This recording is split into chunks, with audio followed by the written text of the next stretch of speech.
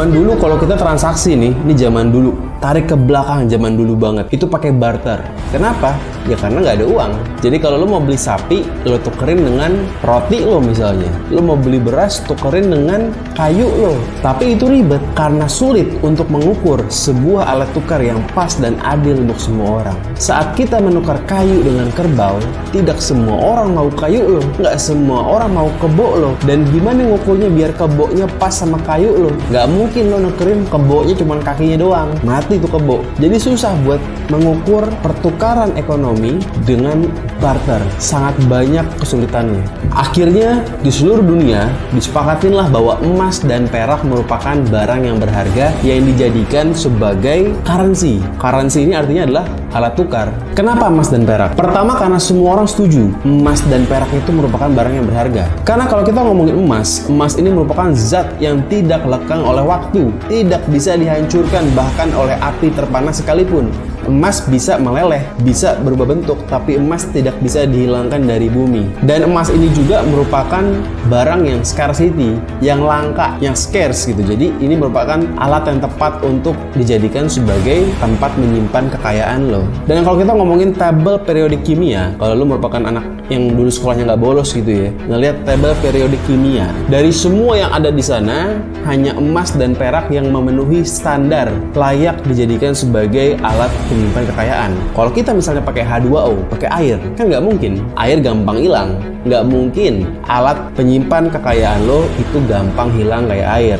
Terus juga nggak mungkin pakai unsur yang berbahaya semacam unsur boron. Kalau kena kulit bisa mati lo lama-lama. Atau pakai nikel. Nikel juga bikin iritasi kulit. So nggak mungkin alat penyimpan kekayaan itu berbahaya buat kita. Nggak mungkin juga kita pakai koper atau tembaga. Karena koper atau tembaga merupakan barang yang sangat banyak stoknya. Nggak mungkin tempat menyimpan kekayaan lo itu disimpan dengan barang yang nggak langka. Karena semua orang jadi bisa punya gitu kan. So yang paling tepat adalah menggunakan emas dan perak. Karena dia langka, tidak berbahaya, dan juga tidak bisa dihancurkan. Dengan lahirnya emas dan perak sebagai currency pertama di dunia, maka kemudian ekonomi dunia bergerak maju.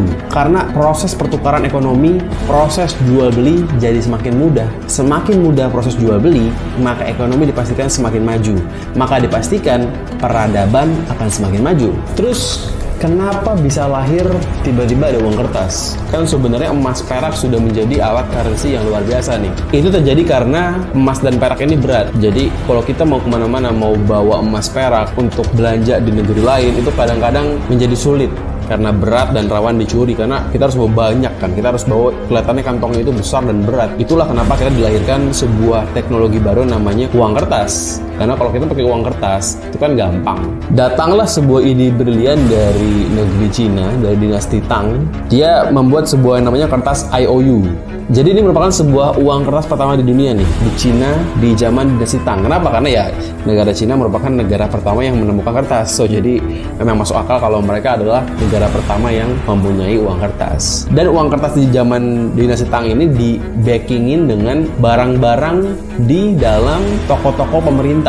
Jadi uang kertas ini yang ditukarkan dengan emas dan perak itu dijamin sama pemerintah Tiongkok pada zamannya, dijamin bisa ditukarkan dengan barang-barang yang dijual di toko-toko pemerintahan. Apa itu? Ya beras, ya roti, dan lain-lain. Barulah di Eropa namanya berubah seperti zaman sekarang, namanya banknotes, dikeluarkan oleh bank. Jadi banyak bank-bank sentral di Eropa yang mengeluarkan namanya banknotes. Kalau kita lihat di Cina tadi, itu kan merupakan uang yang dilahirkan oleh pemerintahnya, yang di-backing dengan barang-barang makanan di toko pemerintahan. Kalau ini di Eropa memang dikeluarkan oleh bank sentral. Namanya juga sama, konsepnya itu IOU. Jadi IOU ini artinya, bahasa Inggris, IOU artinya adalah saya utang ke kamu. Jadi kalau misalnya kita kasih emas ke bank nih, kita kasih emas 100 gram ke bank, dia akan kasih kita surat atau kertas IOU senilai 100 gram emas, yang artinya saya si bank ngutang ke kamu sebesar 100 gram emas. Kertas ini berharga karena kertas ini menandakan bahwa si bank ini ngutang sama yang punya kertas ini. Jadi artinya kertas ini sama dengan emas, tapi hebatnya dia nggak berat. Jadi memang semua uang kertas itu konsepnya bisa ditukarkan dengan emas kapan saja, karena memang emasnya disimpan dengan aman di berangkas-berangkas bank tersebut. Sampai pada akhirnya pada tahun 1971 Presiden Richard Nixon, Presiden Amerika, yang mengatakan bahwa mulai sekarang, mulai tahun 71, tepatnya 50 tahun yang lalu, mulai hari itu Amerika, The Fed, terang-terangan mengatakan bahwa uang tidak lagi dicetak dengan backingan emas atau perak, tapi hanya dengan dengkul. Dan di hari itu lahirlah konsep yang namanya fiat money. Artinya fiat money adalah uang yang di-backing dengan kepercayaan. Jadi uang yang sekarang ada di dunia ini 50 tahun terakhir ini tidak di-backing dengan emas, tapi di-backing dengan kepercayaan, yang artinya adalah kita bisa jual beli pakai uang yang ada sekarang karena kita percaya ini dikeluarkan oleh The Fed dari Amerika. Udah itu aja.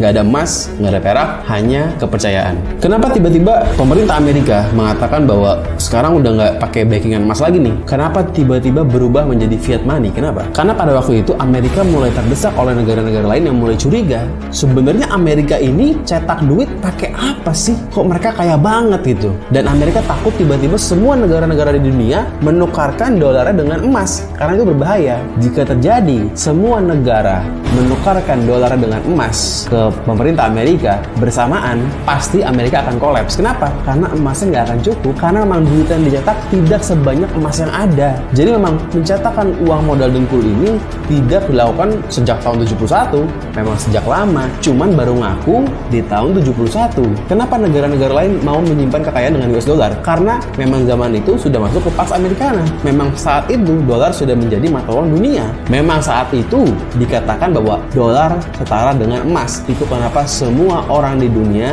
negara-negara, menyimpan kekayaannya dengan US dollar. Sementara negara-negara lain menggunakan kerja keras dan produksi, tapi The Fed mencetak uang modal dengkul. Ini merupakan perampokan terbesar dalam sejarah dunia.